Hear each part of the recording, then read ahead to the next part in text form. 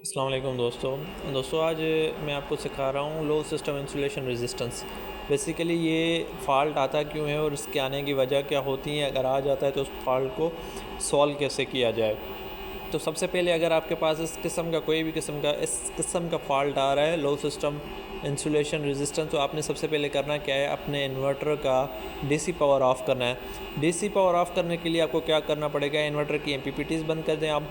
फिर आपके पास अगर आइसोलेटर बॉक्स है तो वो बंद कर दें, अगर आपके पास फ्यूज़ लगे हैं तो वो बंद कर दें, अगर आपके पास डीसी ब्रेकर्स लगे हैं तो वो बंद कर दें।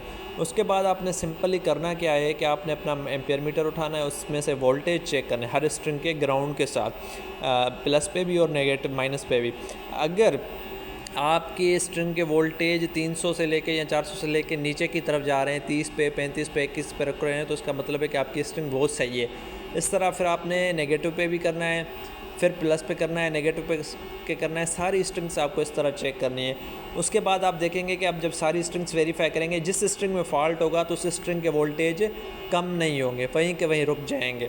तो इसका मतलब है कि वो स्ट्रिंग आपकी किसी बॉडी के साथ, किसी स्ट्रक्चर के साथ, या उसका MC4 जल गया है या गीला हो गया, तो उसकी वजह से इस किस्म के फ़ॉल्ट आते हैं। अब इस फॉल्ट को हल करने के लिए सिंपली क्या होता है कि 1 बाय 1 चेक किया जाए, हर एक स्ट्रिंग के वोल्टेज चेक किए जाएँ, हर स्ट्रिंग को बंद करके इन्वर्टर सारे स्ट्रिंग्स बंद कर दिए, बस एक 1 बाय 1 ऑन करते जाएँ।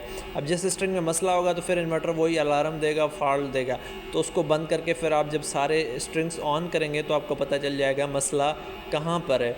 तो इस हिसाब से आप अपना ये फॉल्ट रिमूव कर सकते हैं और अपना जो डाउन टाइम है उसको कम कर सकते हैं। इससे आपकी क्या होगी, एक तो एफिशिएंसी भी डाउन नहीं होगी, आपका इन्वर्टर भी स्मूथ रन करेगा।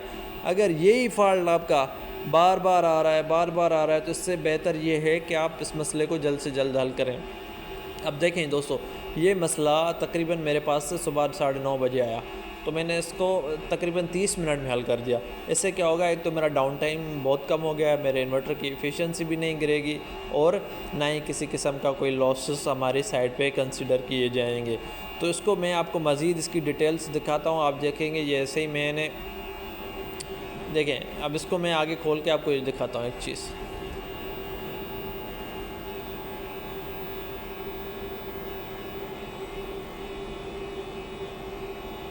अब देखें दोस्तों, देखें अब ये क्या आ रहा है कि मेरे पास इन्वर्टर नंबर 9 में मसला है। अब इसका फ़ॉल्ट कोड क्या है, 39 है।